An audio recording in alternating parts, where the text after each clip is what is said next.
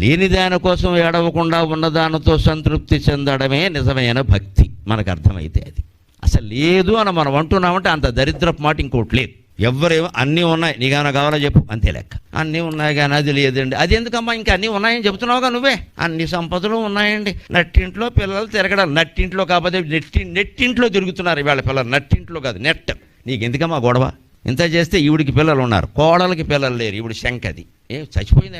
ఏమైంది? పిల్లలు లేకపోతే వాళ్ళు చూసుకుంటారు, గొడవ ఏదో. పిల్లలు లేనివాడు నా దృష్టిలో దేవుడితో సమానం. హిందూ దేవతలు ఎవరికీ పిల్లలు లేరు, మీరు లెక్కేసుకోండి. విష్ణుమూర్తికి పిల్లలు లేరు, మన్మథుడు ఊహా సంతానం, బ్రహ్మదేవుడు పౌరాణిక సంతానం, శివుడికి పిల్లలు లేరు. కుమారస్వామిని ఆవిడ గర్భంలో కనల ఈశ్వరి తేజస్సు బయటపడి దాన్ని అగ్ని మింగి, దాన్ని గంగ మింగి, దాన్ని శరవణ స్తంభాలు మింగి, ఇంతమంది మింగితే తర్వాత బయటపడ్డాడు. శివుడు కడుపున పుట్టినవాడు కాదు ఆయన.